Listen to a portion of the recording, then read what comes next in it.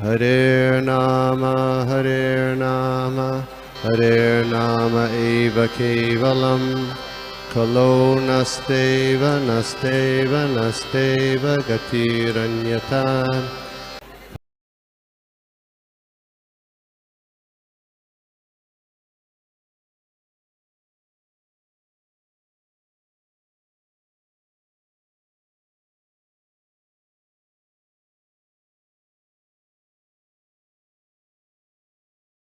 आज हम लोग देखने वाले हैं श्रीमद् भागवतम के तीसरे स्कंद के 11वें अध्याय का श्लोक नंबर 39, 40, 41 और 42। आइए हम लोग प्रार्थना से शुरू करते हैं। गुरुजनों का आशीर्वाद लेते हुए हम लोग आगे बढ़ते हैं। ओम नमो भगवते वासुदेवाय। ओम नमो भगवते वासुदेवाय। ओम नमो भगवते वासुदेवाय।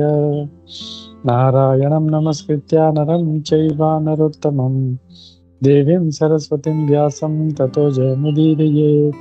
नष्टप्रायेषु भद्रेषु नित्यं भागवत सेवया भगवती उत्तमश्लोके भक्तिर्भवति नैष्ठिकी। नमो विष्णुपादाय कृष्णप्रेष्ठाय भूतले श्रीमते भक्ति वेदांत स्वामिनिति नामिने।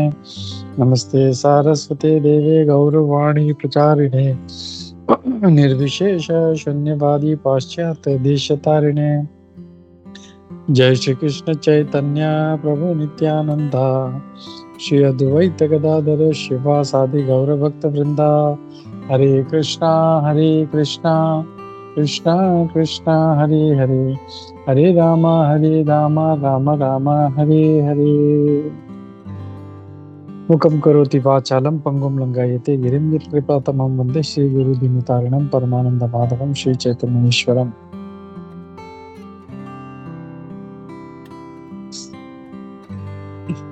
मैं श्लोक पढ़ता हूँ, आप लोग म्यूट करके इसको रिपीट कर सकते हैं।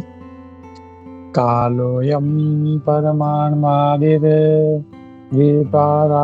द्विपरार्धान्ते ईश्वरः नैवेशितं प्रभुर्भुम्ना ईश्वरो धाम मानिनाम्।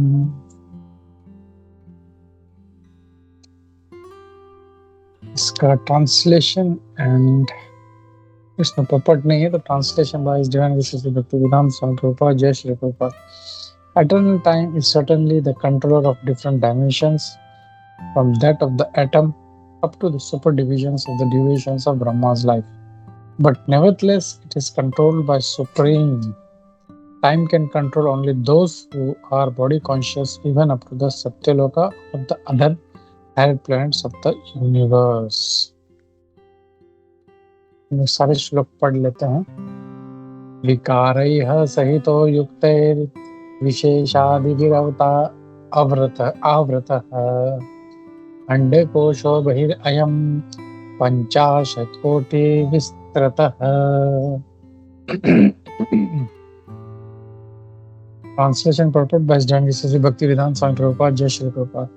This phenomenal material world is expanded to a diameter of 4 billion miles as a combination of 8 material elements transformed into 16 further categories within and without as follows. तात्पर्य हम लोग पढ़ लेते हैं। तात्पर्य छोटा सा है। As explained before, the entire material world is a display of 16 diversities and 8 material elements. The analytical study of material world are the subject matter of Sankhya philosophy. The first 16 diversities are the 11 senses and 5 sense objects, and 8 elements are gross and subtle matter, namely earth, water, fire, air, sky, mind, intelligence, and ego. All these combined together are distributed throughout the entire universe, which extends diametrically to 4 billion miles. Besides this universe of our experience, there are innumerable other universes. Some of them are bigger than the present one, and all of them are clustered together under similar material elements as described below. Sloka number 41. Dashotaradhikar yatra प्रविष्ट प्रामाणुवत् परमाणुवत् लक्ष्यते अंतर्गतश्चान्ये कोटिशो हि अंडरसाश्रयः.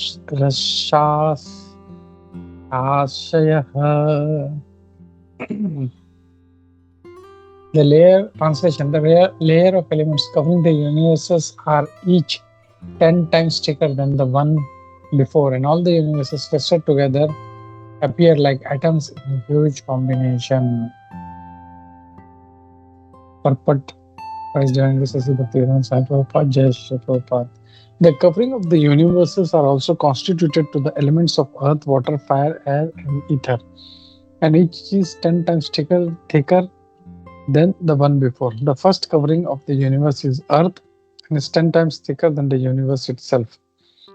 If the universe is 4 billion miles in size, the size of the earthly covering of the universe is 4 billion times 10.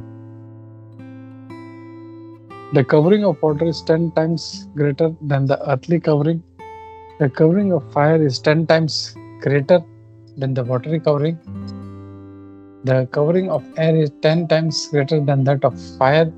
The covering of ether is 10 times greater than that of air, and so on. The universe within the coverings of matter appears to be like an atom in the comparison to the coverings. The number of universes is unknown even to those who can estimate the coverings of the universe. और ये है इस अध्याय का आखिरी श्लोक. तद आहुर अक्षरम ब्रह्म सर्व कारण कारणम विष्णुर्धाम परम साक्षात पुरुषस्य महात्मनः. Translation: The Supreme Personality of Godhead Shri Krishna is therefore said to be original cause of all causes. The spiritual abode of Vishnu is eternal without a doubt, and it is also the abode of Mahavishnu, the original of all manifestations. Tatparya: Lord Mahavishnu, who is resting in Yoga Nidra on the casual ocean and creating innumerable universes by his breathing process, only temporarily appears in the Mahatattva or temporary manifestation of the material worlds. He is plenary portion of Lord Krishna, and thus, although he is non-different from Lord Krishna, his formal appearance in the material world is an incarnation. As an incarnation is temporary. The original form of personality of Godhead is actually the Swarupa or real form, and he eternally resides in Vaikuntha, Vishnu Loka. The word Mahatmana is used here to indicate Mahavishnu, and his real manifestation is Lord Krishna, who is called Parama, also confirmed in Brahma Samhita. Ishvara Parama Krishna Satchidananda Vigraha Anadiradir Govinda Sarva Karana Karanam. Supreme Lord Krishna is the original personality of Godhead known as Govinda. His form is eternal, full of bliss and knowledge, and he is the original cause of all causes. Thus ends the Bhakti Vedanta purports of the 3rd canto, 11th chapter of Srimad Bhagavatam, entitled Calculation of Time from Atom. Hare Krishna.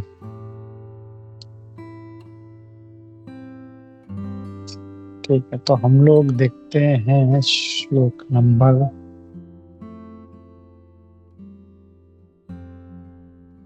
39. अब यहाँ पे इस श्लोक में क्या कहा जा रहा है? समय यानी जो टाइम है वो शाश्वत है, एटर्नल है. is certainly the controller of different dimensions. तो अलग अलग जो भी डायमेंशन है उसका कंट्रोलर समय ही है. From that of the atom to the super divisions of duration of Brahma's life. यानी एक छोटे अणु से लेके ब्रह्मा जी का इतना बड़ा जो आयु है वहां तक सब कुछ समय कंट्रोल करता है. और ये हम लोगों ने पहले वाले श्लोकों में देखा था. पूरा एटम से लेके पूरा ब्रह्मा जी का लाइफ तक, यानी एक जो था सबसे छोटा भाग जो था त्रिसरेणु, जो एक सेकंड का 1/16 पार्ट था वो, इतना छोटा है। और वहां से लेके फिर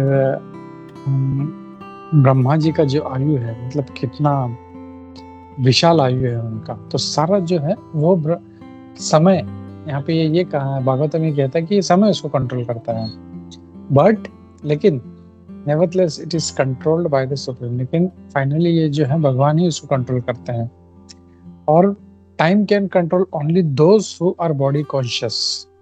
और समय जो है वो सिर्फ जो कॉन्शियस है, जो चेतना वाले हैं, उन्हीं को कंट्रोल करता है। जैसे यहाँ पे कुर्सी है, टेबल है, या दूसरा जो डेड मैटर है, उसको कंट्रोल नहीं कर सकता, उसको नहीं करता। लेकिन जो भी जीवित है, जैसे कुछ भी हो, पेड़ पौधे, पशु पक्षी, बैक्टीरिया, अमीबा, पशु, मनुष्य, देवता, राक्षस, सभी को टाइम कंट्रोल करता है। कैसे करता है? कैन एनीबॉडी टेल मी?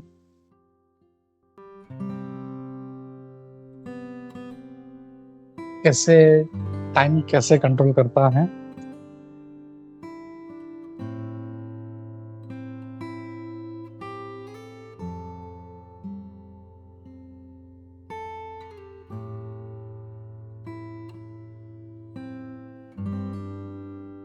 भक्ति शास्त्री वाले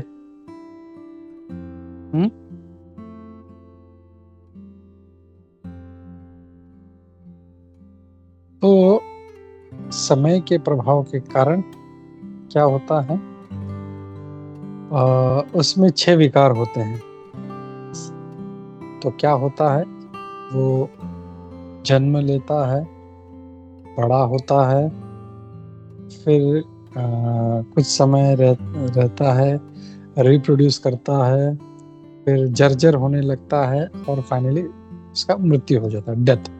तो ये 6 विकार जो हैं, जितने भी कॉन्शियस जीव हैं उसमें ये आता ही है।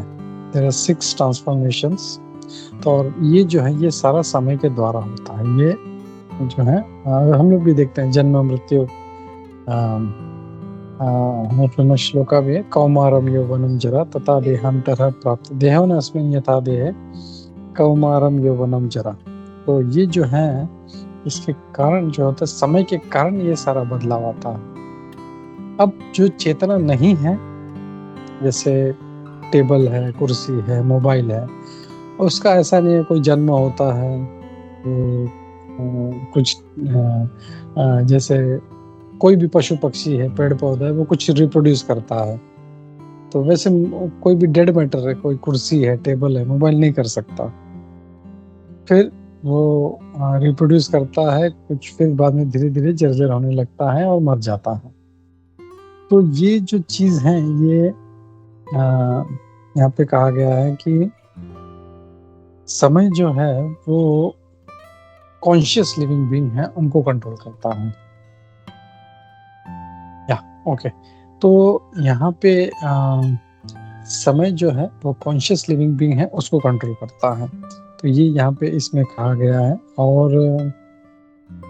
और ऐसा नहीं कि सिर्फ नीचे के लोगों तक या पृथ्वी लोक तक, नहीं, इवन अप टू ऊपर के जो लोग हैं, ऊपर का लोग सबसे टॉप मोस्ट कौन सा है, सबसे हाईएस्ट? गोलोक। गोलोक का तो भौतिक के पार है, वो है आध्यात्मिक जगत। लेकिन भौतिक जगत में सबसे ऊपर क्या है? भौतिक जगत में सत्यलोक। Satyalok, very good. तो ब्रह्मा जी का जो लोक है उसको सत्यलोक भी कहते हैं। हम लोग जानते हैं 14 लोक हैं, 7 नीचे और ऊपर 7। तो सबसे ऊपर जो है वो सत्यलोक है, ब्रह्मा जी का लोक है। तो ये सारा जो है पूरा 14 लोक, इसको टाइम जो है कंट्रोल करता है। ये भागवतम इसमें इस श्लोक में आता है। फिर आगे के श्लोक में, श्लोक नंबर 40 में यहाँ पे क्या कहा गया है, this phenomenon material world is expanded to diameter of 4 billion miles. तो यहाँ पे हमारा ये जो भौतिक जगत है, हमारा सिर्फ यहाँ पे सिर्फ हमारे यूनिवर्स की बात कर रहे हैं। हमारा जो ये 14 प्लैनेट वाला जो यूनिवर्स है, इसका डायमेंशन भी दिया गया है।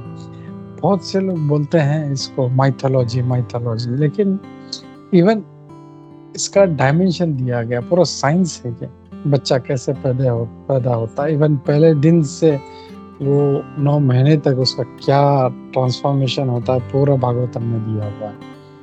फिर इतना कुछ साइंस है उसमें, विमान के बारे में है, आयुर्वेद है, कैसे ऑपरेशन करना है। तो ये ऑपरेशन वगैरह ये सब सारा जो विमान है, ये सारा डिस्कवरी अभी हुआ है, लेकिन हमारे शास्त्रों में बहुत पुराना है, ये सब दिया हुआ है ये। तो जो लोग कहते हैं ये माइथोलॉजी है, ये मूर्खता है, क्योंकि इवन इसमें साइंस है और पूरा एक्चुअली कैलकुलेट किया हुआ है कि ये जो यूनिवर्स है इसका डायमेंशन 4 बिलियन माइल्स में इतना है। और यहाँ पे कहा गया as a combination of 8 material elements, 8 जो भौतिक तत्व हैं उसका, और उसको 16 आगे भागों में उसको डिवाइड किया गया है, within and without as follows. तो यहाँ पे प्रभुपाद जी इसमें बताते हैं 8 जो तत्व हैं, भौतिक तत्व क्या हैं? Does anybody remember?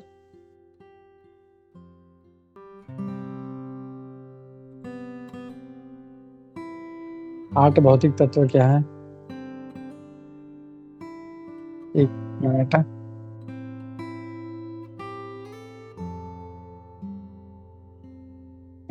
नोटिफिकेशन नहीं। अच्छा, 5 भौतिक तत्व क्या है? मैं बताऊं? हरे कृष्ण प्रभु जी। यस माता जी। Earth, water, fire, air, sky, mind, intelligence and ego. ये 8 हो गए। तो ये है, और इसका जो 16 जो डिवीजन है जो इसमें श्लोक में जैसा दिया गया है, इसमें बोलते हैं 11 सेंसस। तो 11 सेंसस कौन सी है, कोई बता सकता है? What are the 11 senses?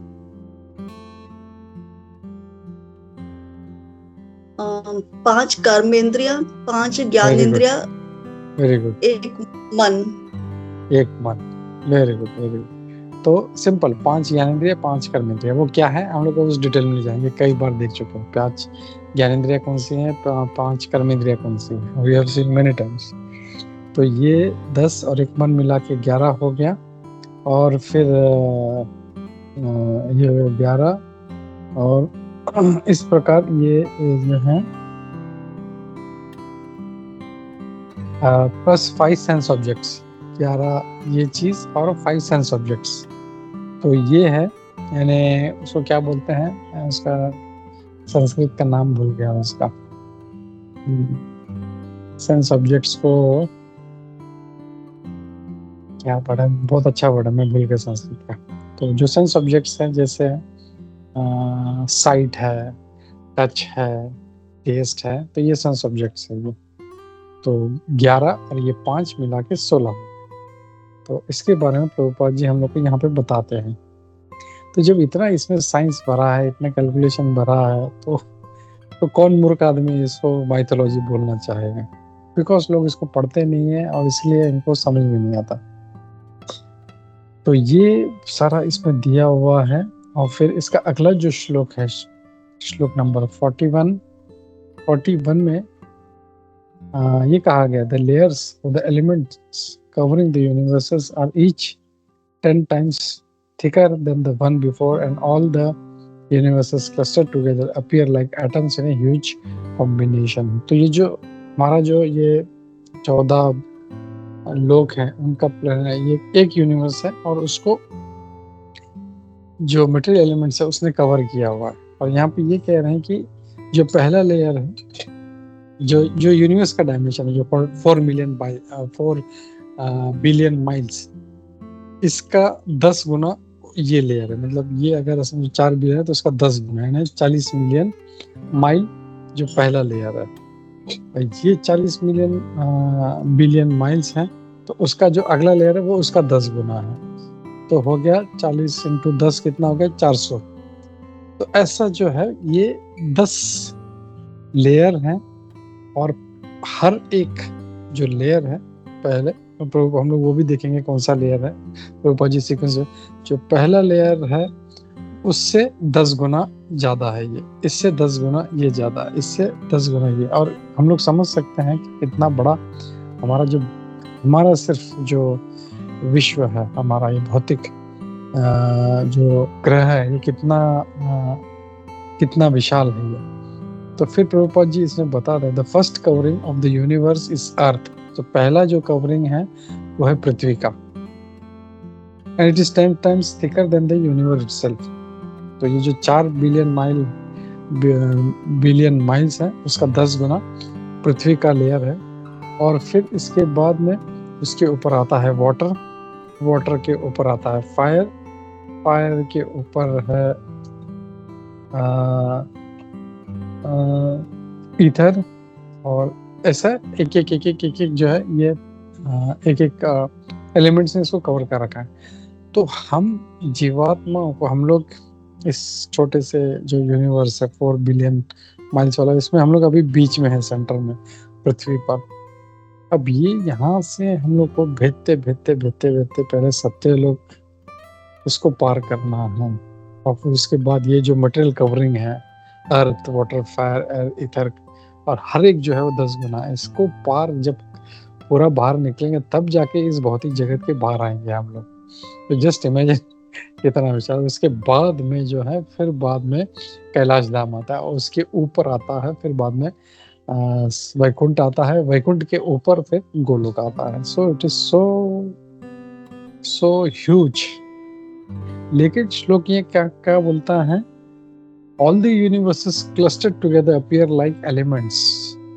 ये सारा जो यूनिवर्स है, अभी जो हम लोग इतना बड़ा कैलकुलेशन कर रहे हैं, ये सारा एक यूनिवर्स का है, और ये एक ऐसे कई सारे यूनिवर्स है। तो ऐसे जो है सारे एक छोटे से क्लस्टर के समान, भगवान के लिए छोटे से क्लस्टर के समान, जैसे एटम्स जो होते हैं तो कैसे क्लस्टर्ड रहते हैं, एक साथ में रहते हैं जुड़े, वैसे वो जो है कई सारे यूनिवर्सेस है, और वो एटम्स की तरह ऐसे ह्यूज कॉम्बिनेशन उसका लगता है। ये श्लोक नंबर 41 हमको बताता है यहाँ पे। फिर श्लोक नंबर 42 में यहाँ पे जो आखिरी श्लोक है इस अध्याय का, इसमें क्या कहा गया, supreme personality of God Shri Krishna is therefore said to be the original cause of all causes. भगवान कृष्ण जो है वो ओरिजिनल कॉज है। तो भागवतम का श्लोक भी कहता है सर्व कारण कारणम, जो ब्रह्मा जी भी बोलते हैं, ईश्वर परम कृष्ण सच्चिदानंद विग्रह अनादिर आदिर गोविंद सर्व कारण कारणम। तो भागवतम भी ये कहता है, ब्रह्मा जी भी यही कह रहे हैं, और सारे जो वेद शास्त्र है वो भी यही कहते हैं। सर्व कारण कारण कौन है? भगवान कृष्ण है। Thus the spiritual abode of Vishnu is eternal without a doubt। तो भगवान कृष्ण का या विष्णु का जो धाम है वो शाश्वत है, इसमें कोई भी शंका नहीं। And it is the abode of Mahavishnu, the origin of all manifestation।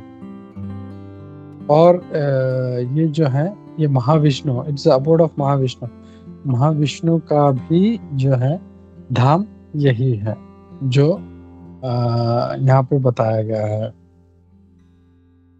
जो विष्णु का धाम है वही महाविष्णु का धाम है।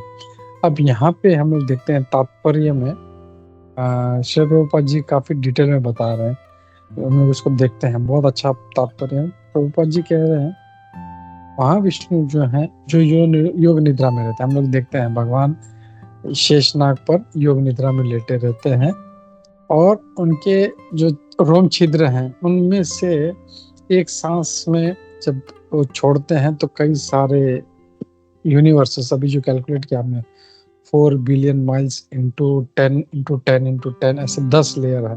तो एक जो है वो उनके पोर से निकल रहा है, और ऐसे एक नहीं कई सैकड़ों यूनिवर्सेस निकल रहे हैं एक सांस जब लेते हैं तो, और जब छोड़ते हैं तो, जब लेते हैं तो सारे के सारा सब फिर वाइंड अप हो जाता है।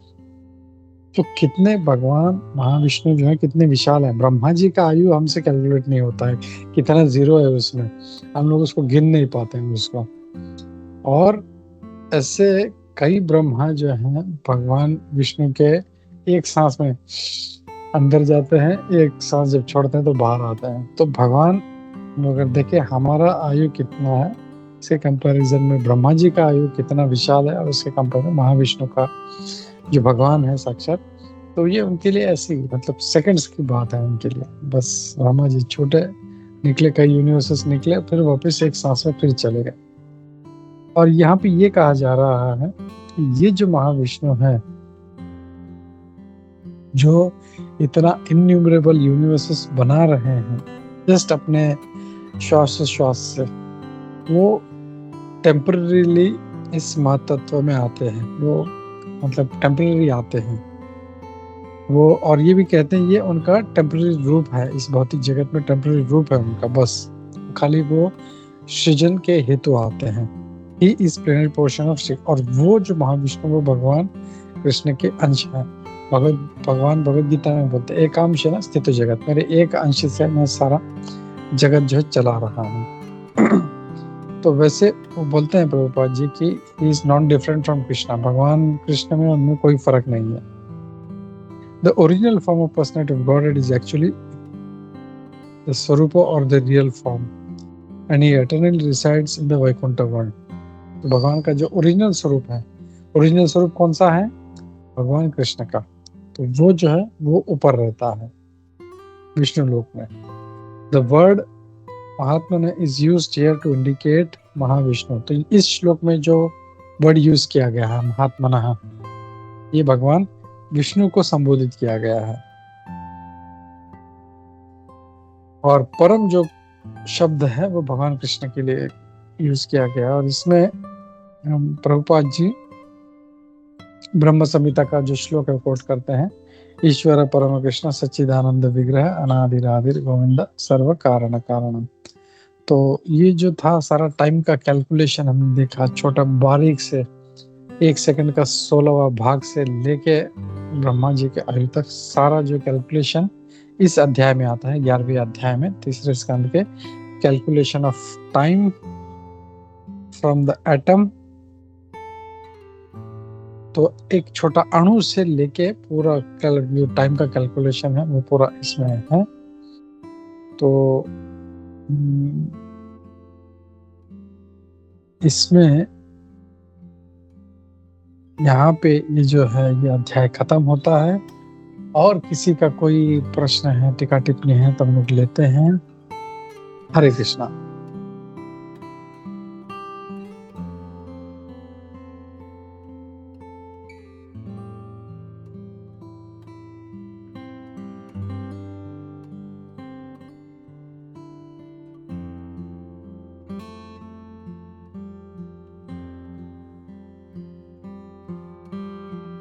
ओके, हरे कृष्णा। नहीं है तो हम लोग रुकते हैं। अंतराज यस पूजा माता जी, हरे कृष्णा। हरे कृष्णा प्रभु जी। प्रभु जी आपने जैसे बताया कि जो कैलाश धाम है वो मटेरियल वर्ल्ड से बाहर है, जहाँ पे शिव जी वास रहते हैं।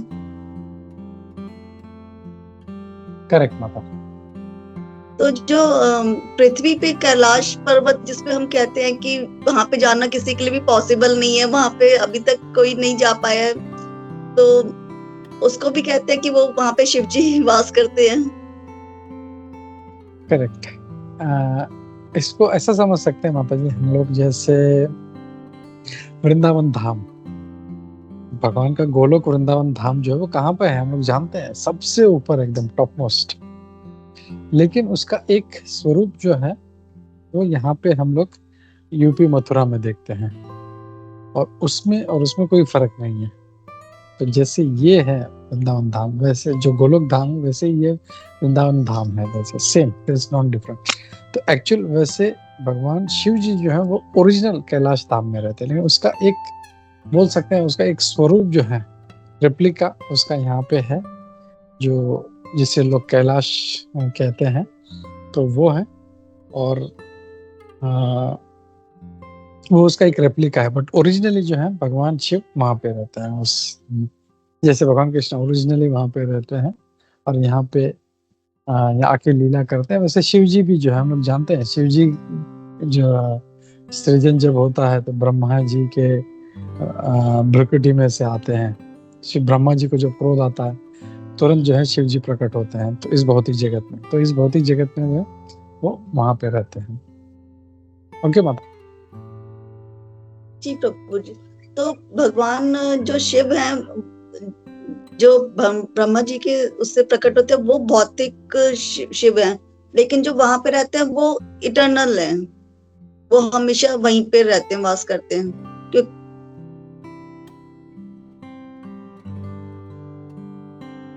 क्योंकि जो भौतिक जगत में वो तो जब ब्रह्मांड का अंत होता है तो उसके साथ उनका भी होता है, लेकिन जो कैलाश धाम भौतिक जगत से ऊपर है, वहां पे वो इटर्नली हमेशा ही रहते हैं। ये मतलब हुआ। करेक्ट। तो यहाँ पे जो शिव जी आते हैं वो सारा वाइंड अप करते हैं और फिर बाद में वो भी भगवान में चले जाते हैं, वो भी जो है लय हो जाता है उनका भी। लेकिन वो जो कैलाश धाम है, वो जो हाँ, वो एटर्नल धाम है, क्योंकि वो इस भौतिक ब्रह्मांड के बाहर है वो, और वहां पे वो हमेशा रहते हैं। लेकिन यहाँ के जो शिव जी हैं वो सारा जो अपना जो भी लीला है उसके कारण आते हैं। सारा क्या बोलते हैं उनको, जो संहार का जो एक उनको रिस्पॉन्सिबिलिटी दिया है वो करते हैं, तांडव करते हैं, या जो भी अपनी लीला है वो करते हैं और फिर वो चले जाते हैं फिर। हरे कृष्णा जी। तो पर हम उन्हें देवी देवता में ही मानते हैं, जैसे हमारे यहाँ पे नहीं। मतलब एक तरह से देखा जाए तो हाँ, एक्चुअली हमारे लिए भगवान शिव जो है वो परम वैष्णव है। उनको साधारण देवी देवता जैसे इंद्र, चंद्र, वरुण जी हैं वैसे नहीं है वो। जैसे हम लोग देखते हैं ब्रह्मा जी का भी कितना रिस्पेक्ट है, ब्रह्मा जी भी एक देवता है, लेकिन कितना रिस्पेक्ट है उनका, क्योंकि उनके द्वारा ब्रह्मा जी और शिव जी इनको पोजीशन दिया गया है वो, और वो उसको संभालते हैं। ब्रह्मा जी सृजन का कार्य करते हैं और शिव जी संहार का काम करते हैं। तो ये बाकी देवी देवताओं की तरह ऐसे ये नहीं है। वो शिव जी इज एक्चुअली वो शिव तत्व ही अलग है। ब्रह्मा जी भी एक जीव है, ये एक पोजीशन है। कोई जीव जब होता है, बहुत पुण्य करता है, धीरे धीरे ऊपर जाता है, तब वो जब उसको मतलब एकदम परफेक्ट हो जाता है तो वो ब्रह्मा का जन्म मिलता है, और फिर ब्रह्मा में वो अपना कार्य सही करता है, उसके बाद वो भौतिक सृष्टि से निकल जाता है। या वैसे ही जब ऊपर से कोई गिरता है तो पहले वो ब्रह्मा बनता है, और फिर बाद में उसका अगर कार्य सही नहीं है तो फिर नीचे पतन होता है। तो ब्रह्मा एक पोजीशन है, लेकिन शिव जी ऐसे नहीं। शिव एक तत्व है, जैसे कृष्ण तत्व है, विष्णु तत्व है, जैसे शिव तत्व है वो। तो ही इज नॉट एन ऑर्डिनरी। और हमारे लिए तो बहुत ही हम उनका आदर करते हैं शिव जी का, क्योंकि उनके आशीर्वाद के बिना हम लोग जो है, हम लोग भक्ति में आगे नहीं बढ़ सकते। वैष्णव नाम यथा शंभो, उनका जो परम वैष्णव है वो, और उनका आशीर्वाद। इसलिए आप देखो, आप कहीं पे भी भगवान कृष्ण के कोई भी धाम में चले, कि पूरे इंडिया में जहाँ पे भगवान कृष्ण है या विष्णु है, वहाँ पे शिव जी भी है। वहाँ पे आप अगर वृंदावन में ही चले जाओगे तो गोपेश्वर महादेव, कामेश्वर महादेव, फिर चकलेश्वर महादेव, और ऐसे मतलब कहीं वो जो है वो क्षेत्रपाल है, वो रक्षक है वो। तो जहाँ पे भी भगवान शिव है वहाँ पे जहाँ पे भगवान कृष्ण है वहाँ पे शिव जी रहते हैं, क्योंकि उनके वो परम भक्त हैं वो उनके। He is always there and is a special place. उनको ऐसा साधारण देवी देवता नहीं मानना चाहिए उनको। हरे कृष्ण। जी प्रभु, थैंक यू सो मच। बहुत अच्छे से समझाया, थोड़ा सा कंफ्यूजन था इसमें, पर अब क्लियर हो गया। Thank you Prabhu. Thank you माता। हरे कृष्ण। ठीक है। अंतराज श्रीमद् भागवतम की जय, श्रील प्रभुपाद की जय, इस्कॉन गुरु वृंद की जय। हरे कृष्णा। सभी भक्तों के चरणों में धन्यवाद प्रणाम।